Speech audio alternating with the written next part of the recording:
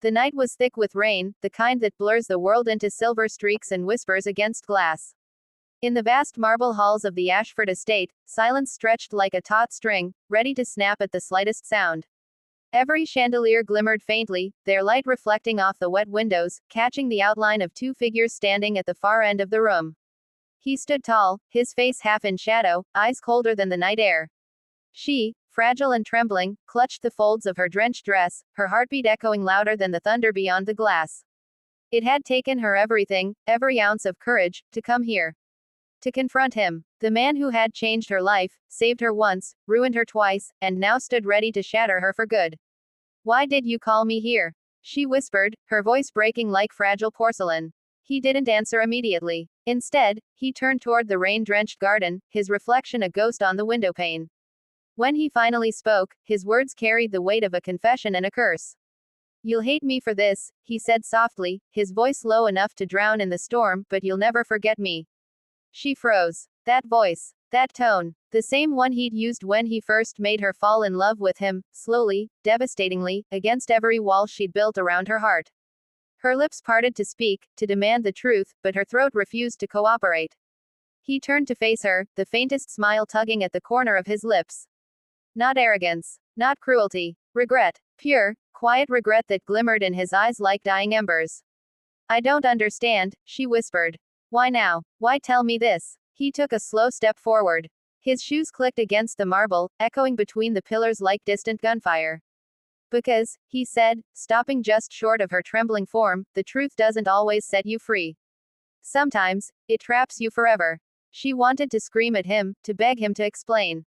But deep down, she knew. Somewhere between their stolen nights and broken promises, she had already sensed this moment was inevitable. The billionaire who had everything, power, wealth, influence, had one weakness. Her. And now, he was doing what men like him always did when emotions threatened to destroy their control, he was cutting the cord himself. Her tears mingled with the rainwater on her cheeks. She had fought so long to understand him, to see the man behind the empire. The one who laughed when no one was watching. The one who sent her flowers without a name. The one who had shown her the stars from his rooftop and said, "All of this means nothing without someone to share it with." Now that same man stood before her, ready to erase it all. "You can't do this," she said, taking a shaky step forward. "You can't build my world just to tear it down." His gaze flickered, the faintest crack in his steel composure. "That's the problem," he murmured. "It was never your world to live in. It was mine to lose." Lightning flashed, illuminating the sharp lines of his face, the glint of unshed tears in his eyes. She reached for him instinctively, her hand trembling, but he stepped back, his breath ragged as though every inch of distance cost him more than he could afford. "You'll hate me for this," he repeated, voice breaking, "but you'll never forget me." Her fingers curled into a fist. The silence that followed felt like the moment between two heartbeats, too brief to last, too heavy to ignore. She wanted to ask him what he meant. Was he leaving, ending them, protecting her, destroying himself? But before she could speak, he reached into his coat pocket and pulled out an envelope.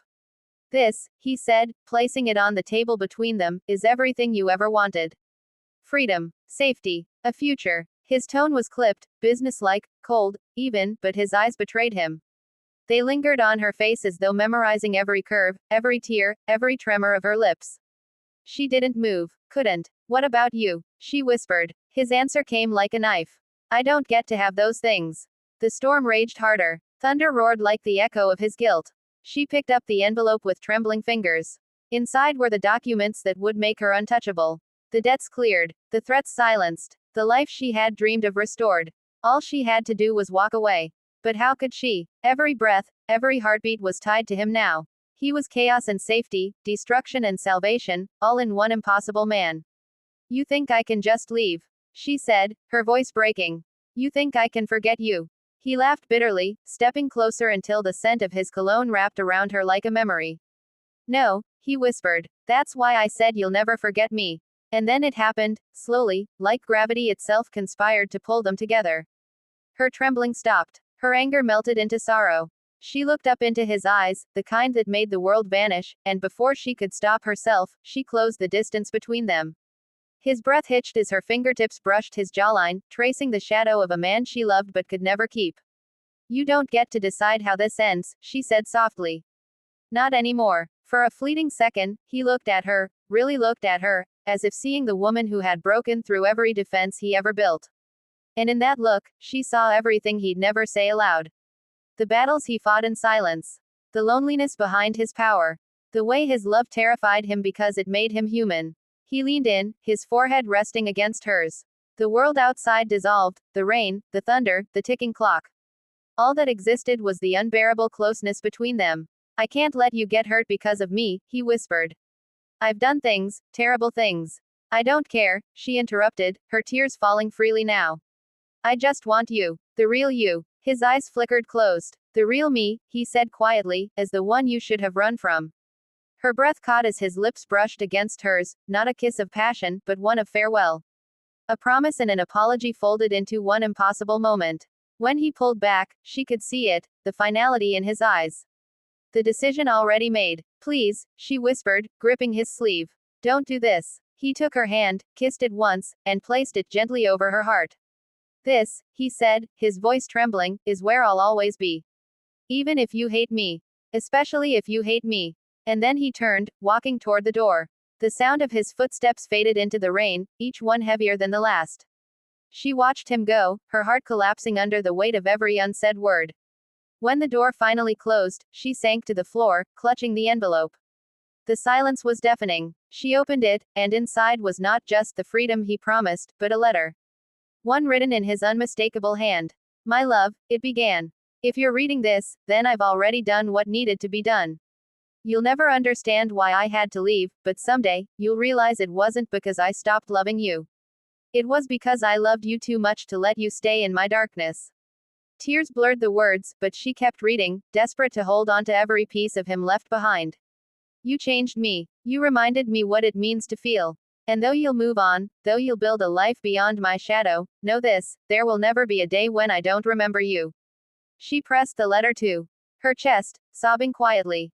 The storm began to fade, the first rays of dawn breaking through the clouds. Somewhere in the distance, a car engine roared to life and disappeared down the long driveway. And in that moment, broken, lost, but still breathing, she understood what he meant. She would hate him. Forever. For leaving her with memories that refused to die. But she would never, ever forget him. Because love like theirs didn't end. It haunted. It lingered in the quiet hours and the smell of rain. It lived on in the space between heartbeats, whispering his words like a ghost. You'll hate me for this, but you'll never forget me.